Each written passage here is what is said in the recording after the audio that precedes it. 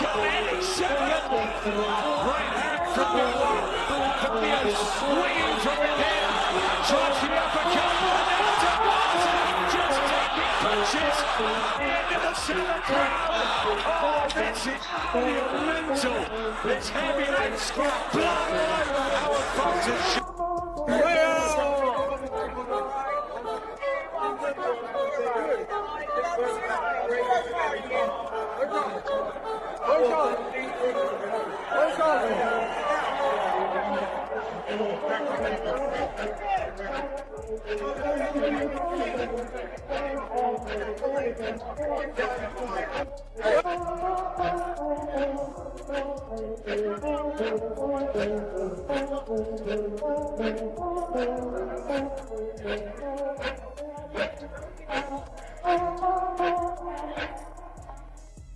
Fabio Wardley has delivered a devastating blow to boxing fans worldwide, openly confessing his inability to compete following a crushing defeat that has left him physically broken and mentally shattered.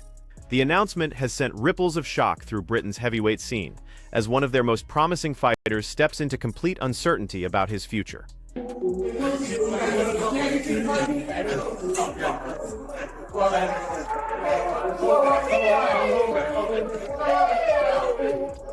Frank Warren is responding with genuine worry as whispers of Wardley's potential departure grow louder after the punishing loss.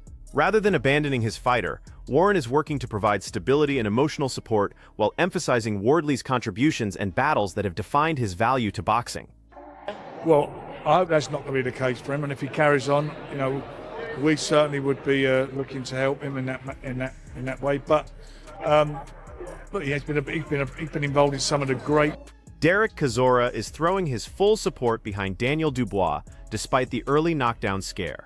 He emphasizes Dubois' mental fortitude and how he maintained composure, made tactical adjustments, and dominated the remainder of the contest while simultaneously questioning Wardley's strategy of relying heavily on knockout power rather than fundamental boxing skills against elite competition. I got dropped in the first round, and I said, he's winning the fight. Everybody around me looked at me like, what? I'm like, he's winning the fight. And then guess what he did? He fucking won the fight. He just bit bodies, gunshots, and carried on. What about that first knockdown? What did he do, Fabio Wardley? Fabio was not ready for boxing. There was no jab, nothing, looking for power shots. It's like he didn't train. He was busy commentating. Little bastard. He was supposed to fucking train in the gym. How many jabs did Fabio chuck? Less jabs. He didn't chuck no jabs. He didn't do anything we've seen before. You know, and today, Sam Smith was right. He goes, you're only a world champion until you fight a real fighter. Listen, the fight was supposed to stop in round 10 because his nose was bleeding so badly. What's next for them? I'm hearing a rematch clause. If not, who do you want to see him fight? Nobody wants to see the rematch. Eddie Hearn is contemplating Wardley's challenging career path and the psychological impact this devastating defeat has inflicted. While acknowledging Wardley as a dedicated boxing warrior, Hearn confesses sensing something troubling before the fight, and that earlier intuition about lacking confidence now carries greater significance given the retirement speculation surrounding Wardley's career. How good of a servant has he been to box? He's a great guy. I just felt this week, I've been around him a lot of fight weeks, I just didn't feel any kind of confidence or buzz. And I think when I heard that this fight was getting made, I thought that's a strange fight for him. Daniel Dubois is demonstrating class and victory while acknowledging the grueling nature of their encounter. He credits Wardley for forcing him into uncharted territory and creating a demanding test of both mental resilience and physical endurance, yet emerges with renewed confidence about his championship trajectory and believes this trial has only strengthened his resolve. He took my shots and, God just tested me in that fight. I had to go through my inner battle after coming off the back of a loss, so I was a bit nervy in there, but what a warrior. I'm honoured to share the ring with a fighter like Fabio. Probably. I'm coming back off. Yeah, I'm going to go on a good run. A nice rest. Yeah, definitely. I need a nice rest. You need a nice rest and come back later. Just take it easy. David Haye is effusive in his praise for witnessing what he considers among the finest heavyweight spectacles in recent memory. His focus centers on the relentless pace, incredible bravery, and warrior spirit displayed by both Dubois and Wardley, celebrating how even defeat has elevated Fabio's standing due to his extraordinary effort in this savage encounter. I've never seen a heavyweight fight that captivating, that entertaining, round after round, backwards and forwards. The heart on these guys, the balls, the bravery. That's what you want to pay. That's what you want to. We hope every time we tune in for a heavyweight championship, you're getting that type of energy. They both gave everything they had. I could watch that 10 times over.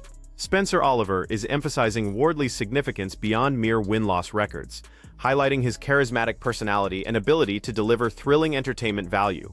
He describes Wardley as genuine talent who guarantees excitement with every ring appearance, and despite the agonizing setback, the respect endures with concerns that boxing would suffer a major loss if Wardley chooses retirement.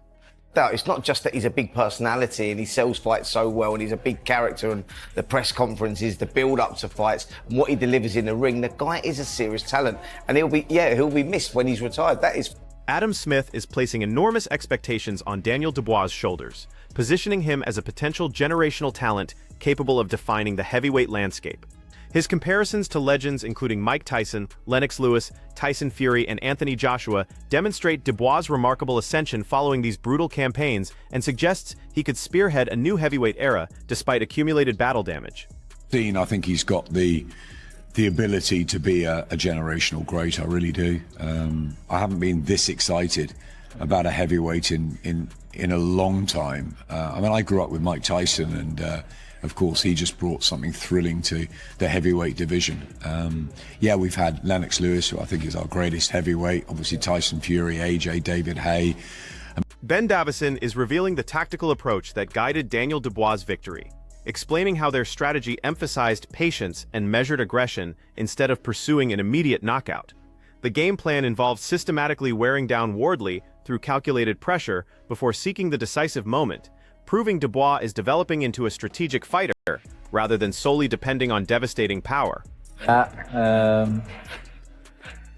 We actually mentioned to him in the corner that it'll be a breakdown job, and that we actually said that doesn't mean that won't lead to a one-punch knockout, but you're going to have to soften them up to get there, and that's what happened, I really believe. Moses Atama is openly supporting Fabio Wardley while acknowledging personal motivations behind his prediction.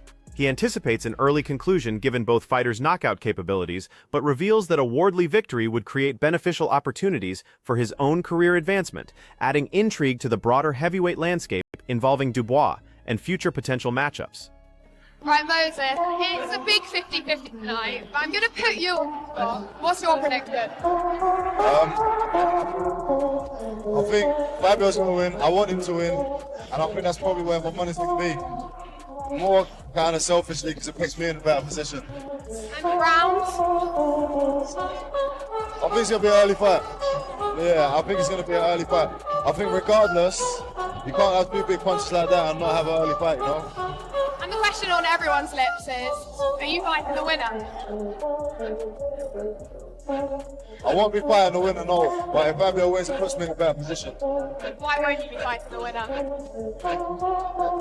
I don't know how to properly meet and train and answer this question. I'm trying to give like a political answer, but I just don't have one. It's kind of things that you can't control outside the ring. And we've kind of got a plan if Fabio does win, which is tasty. So, yeah, like I said, I'm very much rooting for Fabio. Don Charles is analyzing a prospective battle between Daniel Dubois and Moses Atama, describing it as an extremely competitive and hazardous encounter. While emphasizing that fight night execution will ultimately determine the outcome, he expresses strong confidence in Dubois' abilities and believes he currently operates at a level where he can handle most emerging heavyweight contenders. So, if you put him in against Daniel Dubois? Good question and hard question.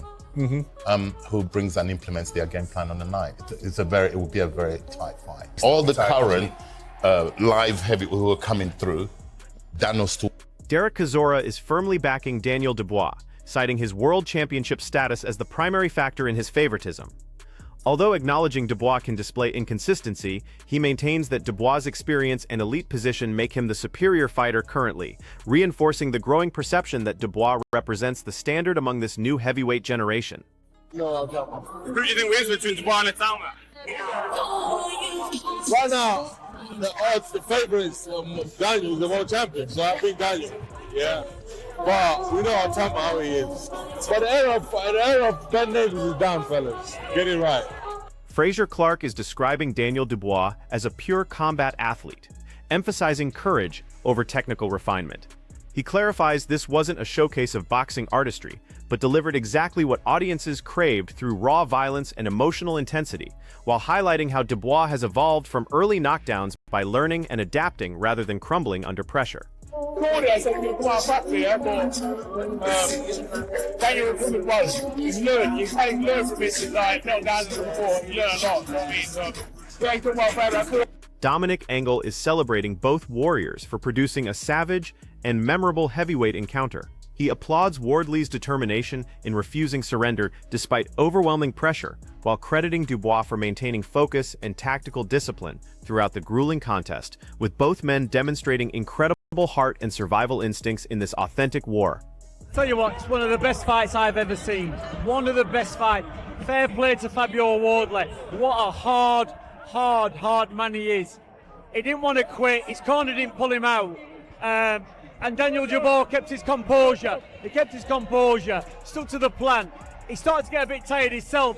He realised that Wardley's still got something in the tank. He kept pulling it out of the bag. He looked dead on his feet. But what a fight that... Don Charles is emotionally moved after witnessing this brutal heavyweight collision, characterizing it as authentic gladiatorial combat.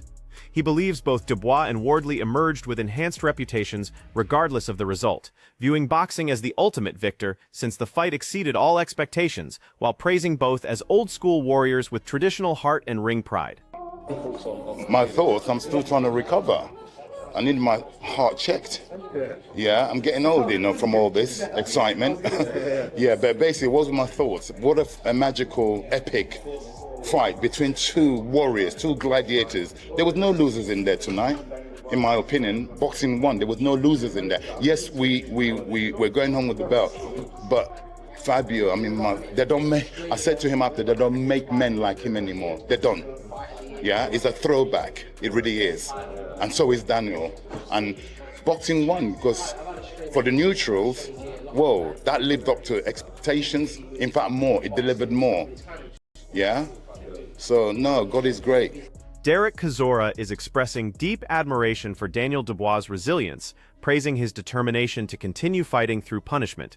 He credits Dubois for overcoming adversity and systematically breaking down Wardley to claim victory, while suggesting Dubois should concentrate on title defenses and legacy building before pursuing major rematches, reflecting growing belief in Dubois as a legitimate world-level force. What about Daniel Dubois and that? Daniel was fucking amazing. He was getting hit, but he was not quitting. He didn't have the quit in his eyes this day. You see, we wanted to win the fight.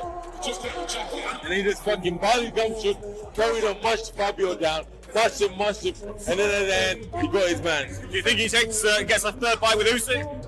No, I don't want to see him in that fight with Usyk. I want him to defend the title, make some money, defend it, and then fight Usyk. Like Atama?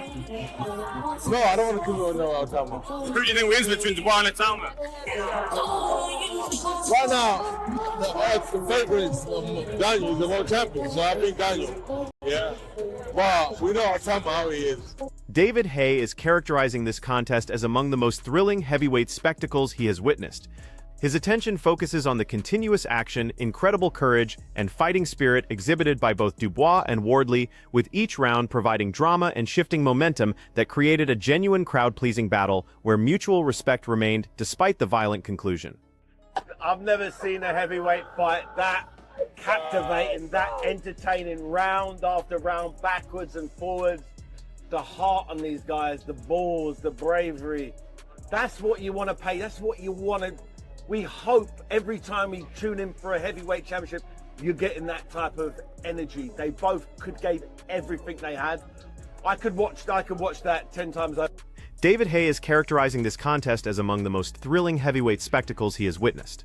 His attention focuses on the continuous action, incredible courage, and fighting spirit exhibited by both Dubois and Wardley, with each round providing drama and shifting momentum that created a genuine crowd-pleasing battle where mutual respect remained, despite the violent conclusion. Listen, the fight was supposed to stop in round 10 because his nose was bleeding so badly. What's next for them? I'm hearing a rematch clause. If not, who do you want to see him fight? Don Charles is emotionally moved after witnessing this brutal heavyweight collision, characterizing it as authentic gladiatorial combat. He believes both Dubois and Wardley emerged with enhanced reputations regardless of the result, viewing boxing as the ultimate victor since the fight exceeded all expectations, while praising both as old-school warriors with traditional heart and ring pride. Daniel got dropped in the first round, and I said, he's winning the fight. Everybody around me looked at me like, what? I'm like, he's winning the fight. And then guess what he did? He fucking won the fight. He just bit bodies, gumshoe, and carried on. What about that first knockdown? What did he do, Fabio Wardley?